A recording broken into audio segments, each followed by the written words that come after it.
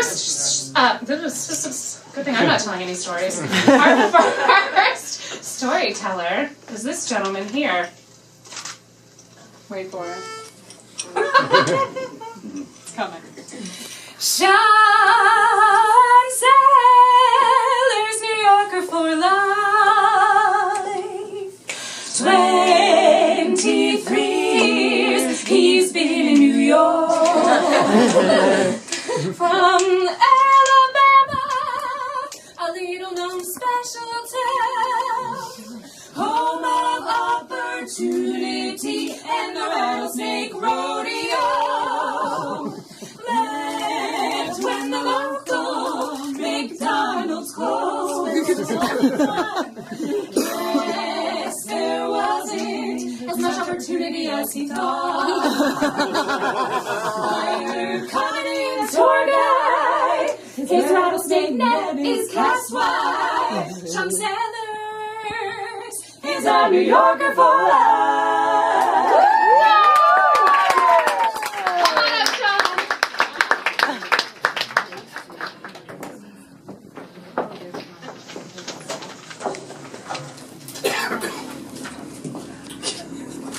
Yes, I'm Sean Sellers.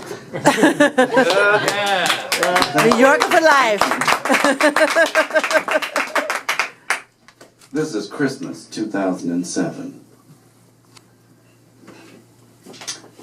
I should have listened to my inside voice. Particularly since I didn't listen to all the details. When this friend of a friend called me because she has a friend that's driving from New York to Alabama. On the phone, this friend says, she's driving home with her dog. You should go with her. If I didn't know any better, I'd swear I'm hitchhiking home for the holidays. I mean, what's two strangers? One giving another a lift. Hitchhiking. That's what it is. That's what it is. She says, no, it's my friend Carol. She's driving to Mobile day after tomorrow. Well, I'm already in my head. I'm planning, packing, preparing. I'm going to surprise my family on Christmas Eve. I completely missed this whole story where this girl's cat died on Wednesday. And she wants to carry it home for a proper backyard burial. I blame all of this on Magnolia, my dog. That bitch, she is just large enough that her travel arrangements cost more than mine. And I can tell you right now, flying home for Alabama is not worth $1,000. I wouldn't have believed it myself, but I was in the car. It was 19 degrees out. We were speeding down the highway with the windows rolled down because she said the CO2 from the dry ice will deplete the oxygen in the car and we will lose consciousness and more than likely die. Either in a car accident or sleeping at a truck stop. What did I get myself into? Allow me to back up just a minute. We got off to a late start. We had a miscommunication regarding departure time. I called asking, are you ready? And apparently I asked the question wrong. The question should have been, is the car packed? Because in this girl's world, these are two different things. I'm trying to reduce the stress on these two dogs. When I asked, are you ready, I thought would be sufficient, but it was not. Now, Carol is putting this garbage bag and its contents into this black SUV I now call the hearse. And she explains that she didn't want to pack the car early because she was worried about the cat thawing out. It's 19 degrees. What do you mean, thaw out? And that's when she explains to me that she has had, or this was what she said, it grossed me out. her cat has been in her freezer for the last week. Oh. The contents of her freezer are in the freezer next door. Now, you can't tell me that New Yorkers are not neighborly. Finally, we're on the road. Carol says, "When do you realize you've forgotten something?" I said, "Well, then it's forgotten." And this is when she shares with me that she left 2 other cats back at her apartment. Oh. I mean, this is not the way one breaks the ice when you're trying to get to know each other. She says she has 2 other cats, cremated remains, sitting on her kitchen counter in cookie tins. Oh. Now, I wish I could say that this is as interesting as this trip gets, but happily it's not. We're now trying to squeeze through the Lincoln Tunnel. And this is when she shares with me that we have to make our first stop. She was worried about this cat decomposing during the 24-hour trip. It takes that long to get to Alabama. And she was worried about this decomposing, so she found a place to put it on dry ice. She pulls the hearse into this empty parking lot of this odd industrial park on December 23rd in Secaucus, New Jersey.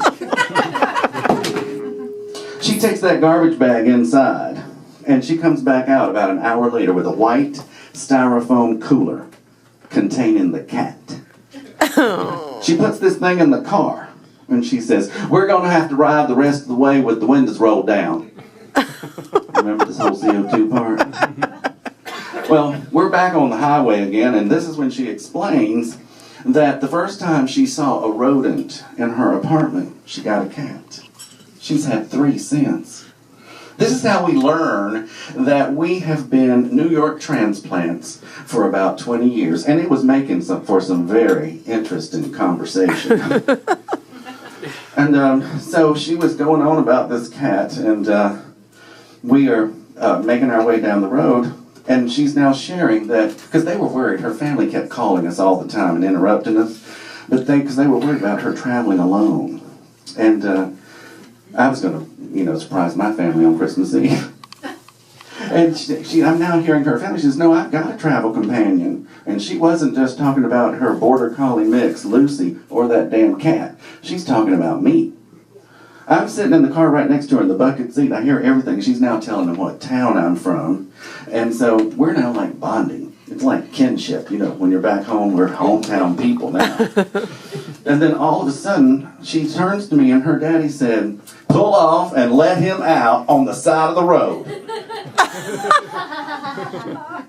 Understand that this holiday is synonymous with football, and football is serious in the South. And so I have just shared with Carol something, and now she has told her daddy.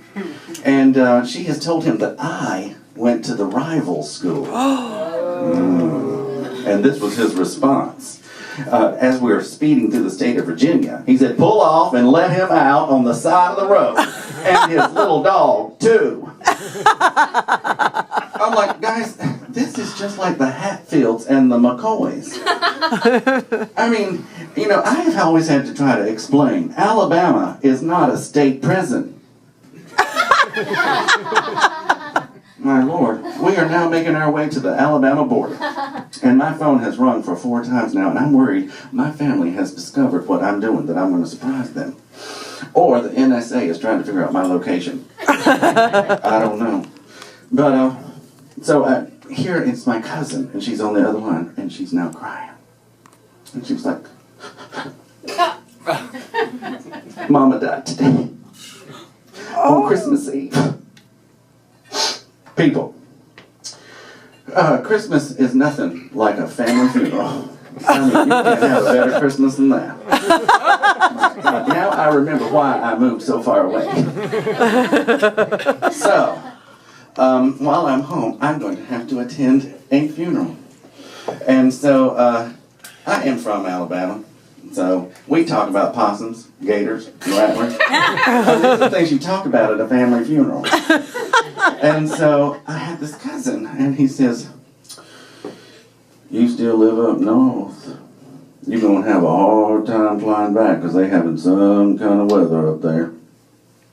And I said, well, I didn't fly down. I drove down with this girl I met day before yesterday. And he's still going on about the weather up there when I said, yeah, I was introduced to this girl, and we were driving down, and she brought her dog, I brought my dog. We were driving down, and he was like, he looked at me, he was like all perplexed, and he said, in a car? Well, we were in a hearse. I mean, it was like an SUV. It was me, Carol, the 2 dogs, and this cat in a cooler. And that just threw him for a loop. And I realize now I should have left that part out. Because I don't know what killed this cat. But this made my cousin incredibly curious. And so he asked me, he said, did you see the cat? I said, no. He said,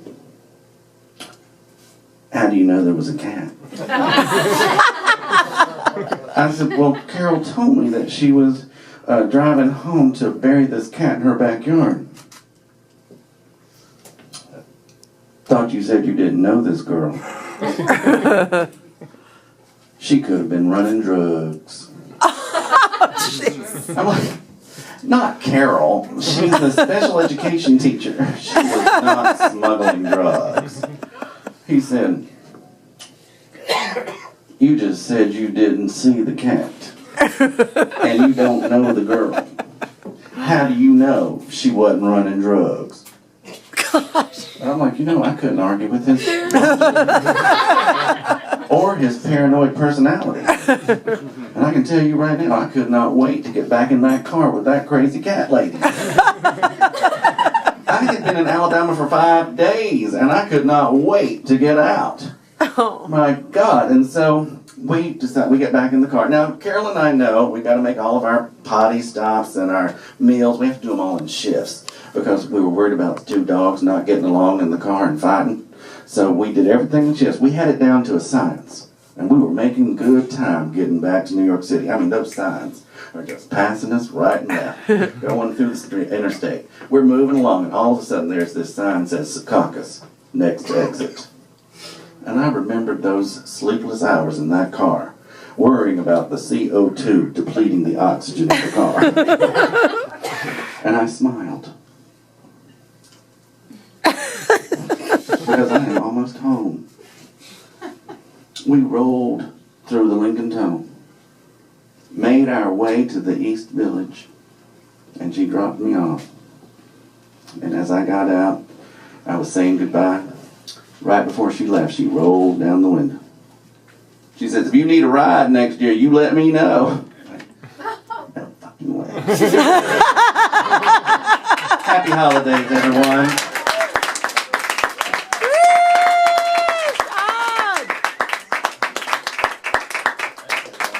All right, let's hear it again for